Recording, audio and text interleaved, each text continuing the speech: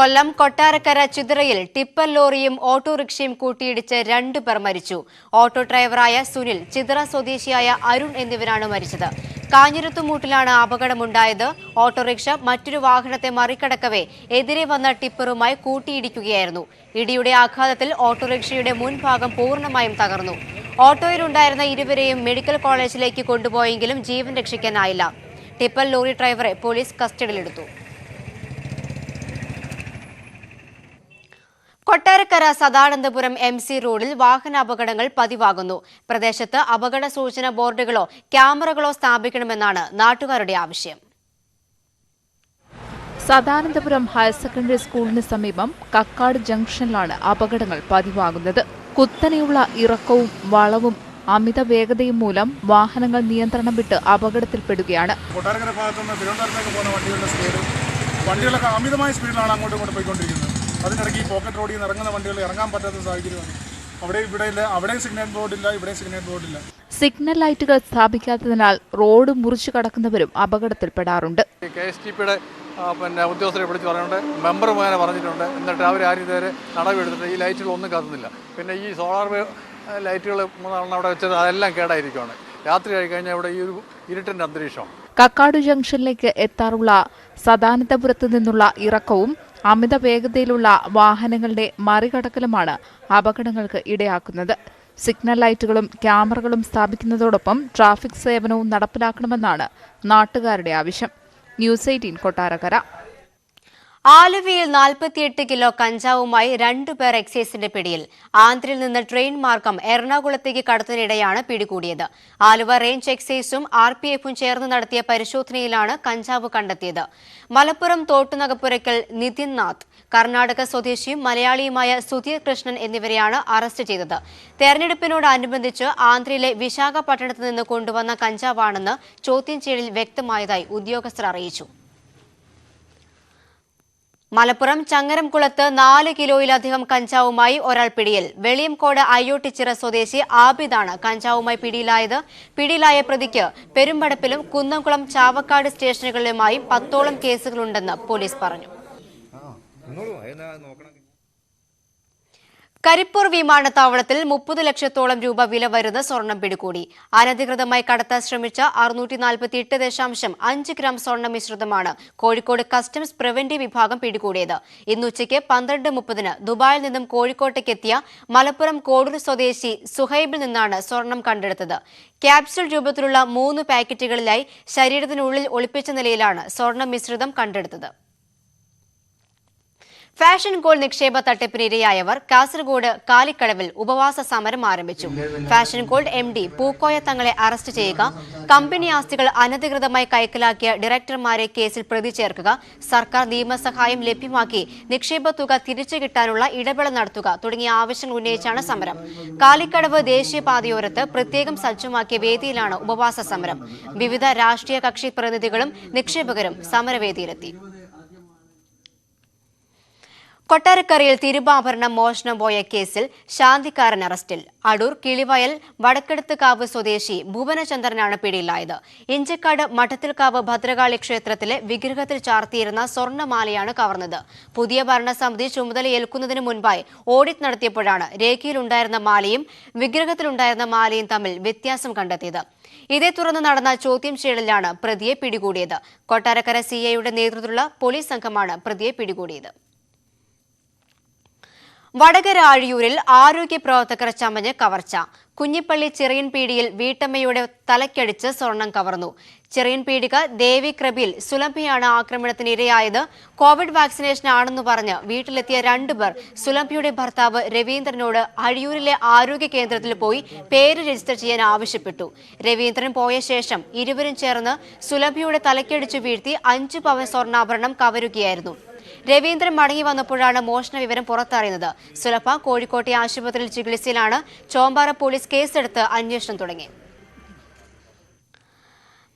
ഗുരുവായൂർ ആനക്കോട്ടയിൽ സ്ഥിതി ചെയ്യുന്ന പുന്നത്തൂർ കോട്ട തനിമ നഷ്ടപ്പെടാതെ സംരക്ഷിക്കുമെന്ന ദേവസ്വത്തിന്റെ വാഗ്ദാനം പാഴ്വാക്കായി.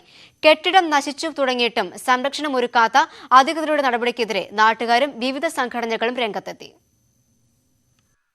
Devaswom chairman KB. മോഹൻദാസിന്റെ നേതൃത്വത്തിൽ രണ്ടാം തവണ ഭരണ നേതൃത്വത്തിലെത്തിയപ്പോഴും പുന്നത്തൂർ കോട്ടയുടെ പൈതൃകവും തനിമയും നിലനിർത്തി സംരക്ഷിക്കുമെന്ന് അറിയിച്ചിരുന്നു. എന്നാൽ അതൊരു പൊള്ളയായ വാഗ്ദാനമായിരുന്നുവെന്ന് BJP ആരോപിക്കുന്നു. എന്തായിരുന്നു ഗുരുവായൂരെന്നും പുന്നത്തൂർ ആനക്കോട്ടയുമായിട്ടുള്ള ഗുരുവായൂരിന്റെ ബന്ധമെന്തെന്നും ഈ പുന്നത്തൂർ ആനക്കോട്ട എങ്ങനെയാണ് ഗുരുവായൂരിന്റെ ചരിത്രത്തിലെ ഒരു ഇടം പിടിച്ചതെന്നും ഭാവി തലമുറയ്ക്ക് അറിയണമെന്നുണ്ടെങ്കിൽ ഇന്നത്തെ ഈ പുന്നത്തൂർ കോട്ട നല്ല രീതിയിൽ സംരക്ഷിക്കേണ്ട നടപടികൾ ഈ ഗുരുവായൂർ ദേവസ്വം ചെയർമാനും കൈക്കൊള്ളണം. ഒരു വടക്കൻ വീരഗാഥ എന്ന സൂപ്പർ ഹിറ്റ് സിനിമ ഉൾപ്പെടെ വിവിധ സിനിമകളുടെ ചിത്രീകരണം നടന്ന കോട്ടയാണ് നാശത്തിന്റെ വക്കിലെത്തി നിൽക്കുന്നത്. കോട്ടയുടെ മുകളിലുള്ള ജനലിലൂടെ നോക്കിയാൽ ആനകൾ നിൽക്കുന്ന ഏക്കർ കണക്കിന് സ്ഥലം കാണാവുന്ന തരത്തിൽ തച്ചുശാസ്ത്ര വിധിപ്രകാരമാണ് കോട്ട നിർമ്മിച്ചിട്ടുള്ളത്. പുന്നത്തൂർ കോട്ടയുടെ പൈതൃകവും തനിമയും നശിക്കാതെ സംരക്ഷിക്കപ്പെടുന്നത് ഇനിയും വൈകിക്കൂടെന്നാണ് നാട്ടുകാരും സംഘടനാ നേതാക്കളും പറയുന്നത്. ദിനംപ്രതി നൂറുകണക്കിന് സന്ദർശകരാണ് ആനക്കോട്ട കാണാൻ ഇവിടെ എത്തുന്നത്. ആനക്കോട്ടയിൽ ഇപ്പോൾ 45 ആനകളാണുള്ളത്. ഇവയ്ക്ക് നിൽക്കാനുള്ള ഷെൽട്ടർ നിർമ്മാണം നടന്നു വരികയാണ്. എന്നാൽ ഏറെ പൈതൃകം വിളിച്ചോതുന്ന പുന്നത്തൂർ കോട്ട സംരക്ഷിക്കാൻ നടപടിയെടുക്കാത്തതിൽ പ്രതിഷേധം നിലനിൽക്കുന്നു. കോട്ടയുടെ തനിമ നിലനിർത്തി പുതുക്കി പണിയണമെന്നാണ് ആവശ്യം. ന്യൂസ് 18 ഗുരുവായൂർ. ചെറുകാവ് ഐക്കരപ്പടി ദുർഗാ ഭഗവതി ക്ഷേത്രത്തിന് സമീപമുള്ള ആലിൻചുവട് കുളം പുനരുദ്ധാരണത്തിന് എത്തിയവരെ തടഞ്ഞ് അമ്പല കമ്മിറ്റി. കുളത്തിന്റെ അവകാശം അമ്പലത്തിനാണെന്നാണ് അമ്പല കമ്മിറ്റിയുടെ നിലപാട്. എന്നാൽ പഞ്ചായത്തിന്റെ ആസ്തി രജിസ്റ്ററിലുള്ളതും വില്ലേജ് രേഖയിലുള്ള കുളം പഞ്ചായത്തിന്റേതാണെന്ന് അധികൃതർ പറഞ്ഞു. ചെറുകാവ് പഞ്ചായത്ത് ആസ്തി രേഖയിലുള്ള ആലിൻചുവട് കുളം അറ്റകുറ്റപ്പണിക്കായി ഫണ്ട് വകയിരുത്തിയിരുന്നു. പണി തുടങ്ങാൻ കരാറുകാർ എത്തിയതോടെ അമ്പല കമ്മിറ്റിയുടെ നേതൃത്വത്തിൽ തടയുകയായിരുന്നു. ഇത് പൊതുകുളമല്ലെന്നും അമ്പലക്കുളമാണെന്നുമാണ് ക്ഷേത്ര ഭാരവാഹികൾ പറയുന്നത്. ക്ഷേത്രത്തിന്റെ ആറാട്ടുകുളമായി ഉപയോഗിക്കുന്ന ക്ഷേത്രകുളത്തെ തകർക്കുന്നതിനു വേണ്ടി പഞ്ചായത്തും ഭൂമാഫിയയും ഇന്ന് രാവിലെ തന്നെ ക്ഷേത്രകുളത്തിന്റെ മതിൽ പൊളിക്കുന്നതിനു വേണ്ടി എത്തിച്ചേർന്നു. അത് ക്ഷേത്ര കമ്മിറ്റിയും പ്രദേശവാസികളും ചേർന്ന് തടയുകയും അതിന്റെ ഫലമായി അവർ പിന്തിരിഞ്ഞു പോവുകയും ചെയ്തു. തുടർന്നുള്ള ക്ഷേത്രക്കുളവും ആൽത്തറയും സംരക്ഷിക്കുന്നതിനും അത് തകർക്കപ്പെടാതിരിക്കുന്നതിനും വേണ്ടിയുള്ള എല്ലാ നിയമവശങ്ങളും സ്വീകരിക്കുവാൻ കമ്മിറ്റി തീരുമാനിച്ചിട്ടുണ്ട്. പഞ്ചായത്തിന്റെ ആസ്തി രജിസ്റ്ററിലും വില്ലേജ് രേഖകളിലും ഉള്ള കുളമാണെന്ന് അധികൃതർ പറയുന്നു. 2010 സർക്കാർ ഫണ്ട് ഉപയോഗിച്ച് നവീകരിച്ചതാണെന്നും പഞ്ചായത്ത് പ്രസിഡന്റ് പറഞ്ഞു. ഈ കുളത്തിലെ 2001 ബ്ലോക്ക് ഫണ്ട് വെച്ചു പുനരുദ്ധാരണം നടത്തിയ ഒരു കുളമാണ്. കൂടാതെ 2009 തൊഴിലുറപ്പ് പദ്ധതിയിൽ വെച്ചു അതിൽ ഉള്ള ചെളി ഒക്കെ വാരി വൃത്തിയാക്കിയതും 2010 പഞ്ചായത്ത് ഫണ്ട് വെച്ച ഒരു കുളമാണ്. വർഷങ്ങളായി അത് അവിടെയുള്ള എല്ലാ ജനങ്ങളും ഉപയോഗിക്കുന്ന ഒരു കുളമാണ്. സുപ്രഭാതത്തിൽ ഈ പ്രശ്നമുണ്ടാക്കിയ ആളുകൾ തന്നെയാണ് ഗ്രാമസഭയിൽ വന്ന് നിരന്തരമായി ആ കുളം നന്നാക്കണമെന്ന് ആവശ്യപ്പെട്ടത്. പ്രദേശത്ത് കുളത്തിന്റെ ഉടമസ്ഥാവകാശം സംബന്ധിച്ച് തർക്കം തുടരുകയാണ്. ന്യൂസ് 18 ചെറുകാവ്. വാഴക്കാട് പോലീസ് സ്റ്റേഷന് മുന്നിൽ വർഷങ്ങളായി കൂട്ടിയിട്ടിരുന്ന വാഹനങ്ങൾ നീക്കം ചെയ്തു തുടങ്ങി. നാട്ടുകാരുടെ ഏറെ നാളത്തെ ആവശ്യമാണ് ഇതോടെ പരിഹരിക്കപ്പെടുന്നത്. മഞ്ചേരി ആസ്ഥാനമായുള്ള റൈജൽ ഓറിയോൺ ഡിമോളിഷൻ കമ്പനിക്കാണ് വാഹനങ്ങൾ നീക്കം ചെയ്യാനുള്ള ചുമതല. മലപ്പുറം ജില്ലയിൽ വാഴക്കാട് പോലീസ് സ്റ്റേഷനടക്കം 12 സ്റ്റേഷനുകൾക്ക് മുന്നിലെ വാഹനങ്ങളാണ് നീക്കം ചെയ്തു തുടങ്ങിയത്. വിവിധ കുറ്റകൃത്യങ്ങൾക്കായി പിടിച്ച് ഉപയോഗശൂന്യമായി തീർന്ന വാഹനങ്ങളാണ് റൈജൽ ഓറിയോൺ ഡിമോളിഷൻ കമ്പനി നീക്കം ചെയ്യുന്നത്. മിക്ക സ്റ്റേഷൻ പരിസരത്തും അപകട ഭീഷണി ഉയർത്തി ഉപയോഗശൂന്യമായ വാഹനങ്ങളുടെ നീണ്ട നിര തന്നെ കാണാം. ഈ വാഹനങ്ങൾ നീക്കം ചെയ്യണമെന്ന നാട്ടുകാരുടെ ഏറെ നാളത്തെ പരാതിയാണ് പരിഹരിക്കപ്പെടുന്നത്. 12 സ്റ്റേഷനുകളായുള്ള വാഹനങ്ങൾ റൈജൽ ഓറിയോൺ ഡിമോളിഷൻ കമ്പനി ലേല വ്യവസ്ഥയിലാണ് നീക്കം ചെയ്യുന്നത്. തുരുമ്പെടുത്ത് നശിച്ചുകൊണ്ടിരിക്കുന്ന വണ്ടി വാഹനങ്ങളെല്ലാം ഇതോടുകൂടി സ്റ്റേഷൻ പരിസരങ്ങളിൽ നിന്ന് നീക്കം ചെയ്യുന്നതായിരിക്കും. അതുപോലെ തന്നെ ഇതൊരു ശല്യമായി കടന്നുകൊണ്ടിരിക്കുന്ന ബുദ്ധിമുട്ട് നേരിട്ടുകൊണ്ടിരുന്ന സമൂഹത്തിനൊരു ബുദ്ധിമുട്ട് നേരിട്ടുകൊണ്ടിരുന്ന ഘട്ടത്തിൽ പോലീസ് DGPയുടെ കർശന നിർദ്ദേശപ്രകാരം നടത്തിയ വാഹന ലേലത്തിൽ മലപ്പുറം ജില്ലയിൽ നിന്ന് മാത്രം ഏകദേശം 3.5 കോടിയോളം രൂപയുടെ വാഹനങ്ങളാണ് ലേലം പോയിട്ടുള്ളത്. ഇവിടെ നിന്ന് സംസ്കരണ യൂണിറ്റുകളിൽ എത്തിക്കുന്ന വാഹനങ്ങൾ പുതിയ ഉൽപ്പന്നങ്ങളായി വിപണിയിലെത്തിക്കും. മിക്കയിടത്തും ഇത്തരം വാഹനങ്ങൾ തെരുവ് നായകളുടെയും ഇഴജന്തുക്കളുടെയും വിഹാര കേന്ദ്രങ്ങളായി മാറിക്കഴിഞ്ഞു. ന്യൂസ് 18 വാഴക്കാട്. ഇടവേള.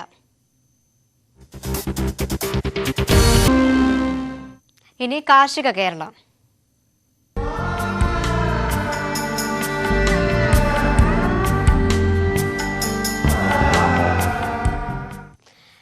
തെങ്ങിൻതോപ്പിൽ ഇടവേളയായി വിവിധയിനം ഫലവൃക്ഷങ്ങൾ നട്ടുവളർത്തി വരുമാനം കണ്ടെത്തുകയാണ് കോഴിക്കോട് കോടഞ്ചേരി സ്വദേശിയായ അഗസ്റ്റിൻ.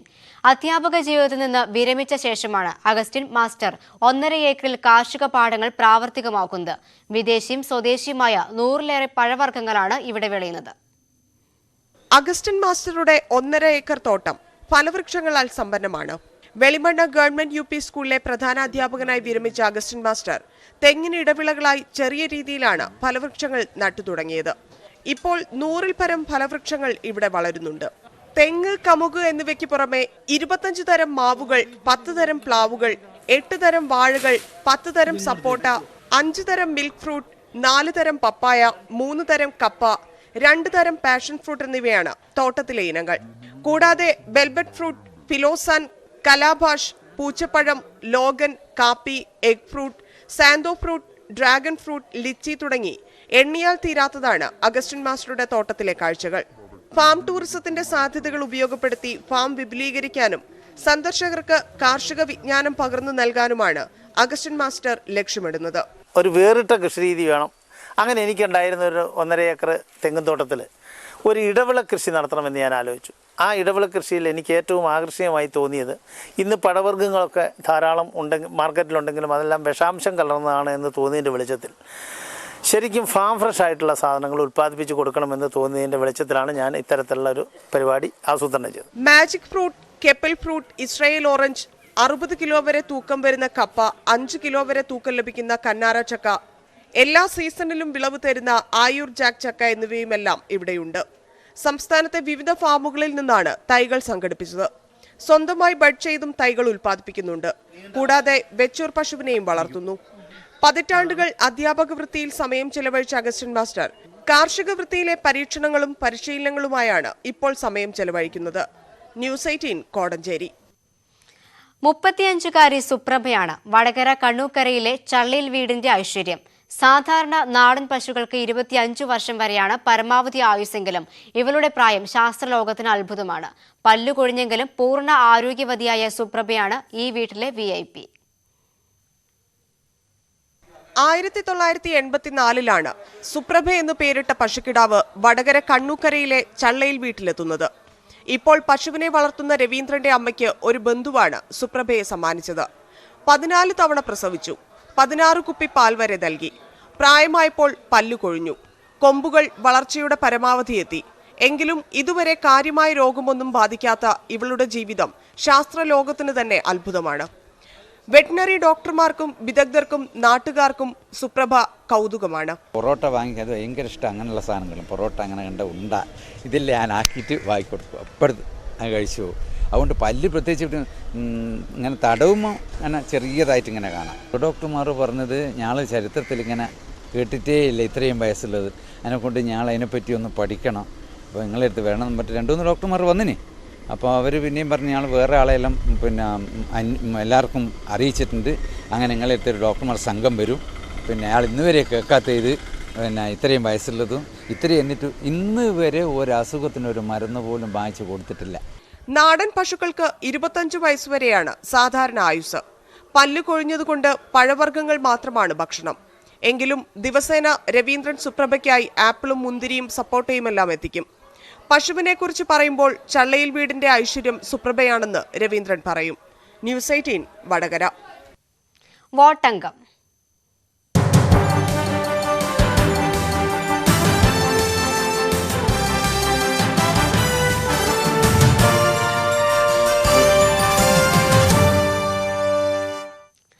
തെരഞ്ഞെടുപ്പ് പ്രചാരണ ചൂടിനിടയിൽ ഒരു സ്ഥാപനത്തിന്റെ ഉദ്ഘാടകരായി 3 മുന്നണികളുടെയും സ്ഥാനാർത്ഥികൾ. ചവറ മണ്ഡലത്തിലെ സ്ഥാനാർത്ഥികളാണ് ഒരുമിച്ച് വേദി പങ്കിട്ടത്.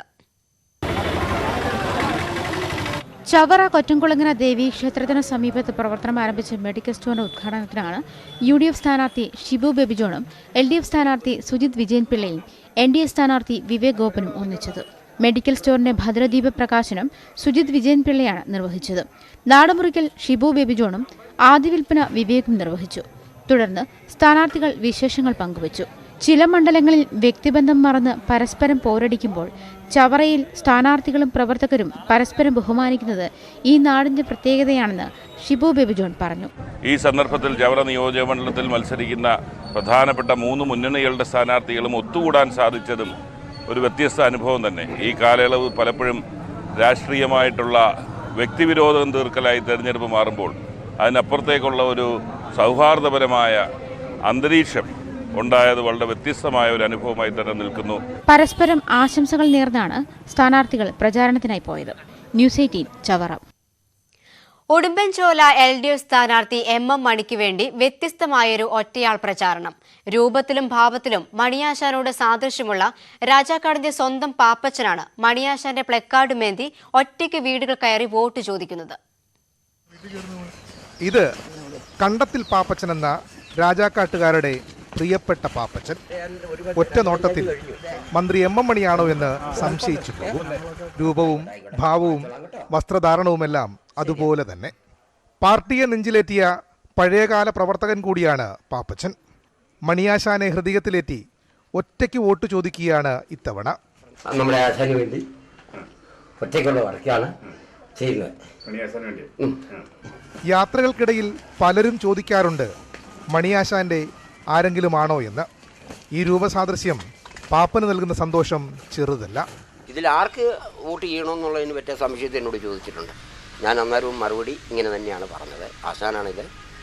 ഞാൻ ആശാന് വേണ്ടി പോരാട്ടം ഒറ്റയ്ക്ക് ഒരു പ്രചരണമാണ് ഞാൻ നടത്തിക്കൊണ്ടിരിക്കുന്നത് മാത്രം പറഞ്ഞുകൊണ്ട് ആശാന്റെ ഉറപ്പായ വോട്ടിന് വേണ്ടി ഞാൻ പറഞ്ഞിട്ടുള്ളൂ. ഇതുവരെ 2 പഞ്ചായത്തുകളിൽ പര്യടനം നടത്തി കഴിഞ്ഞു. ശാരീരിക അവശതകൾ ഉണ്ടെങ്കിലും എല്ലാം മറന്ന് പാപ്പൻ യാത്ര തുടരുകയാണ് മണിയാശാന്റെ വിജയമുറപ്പിക്കാൻ. ന്യൂസ് 18 ഉടുമ്പൻചോല. നാട്ടുവർത്തമാനം പൂർണ്ണമാവുകയാണ്. കൂടുതൽ വാർത്തകൾക്കും വിശദാംശങ്ങൾക്കും malayalam.news18.com.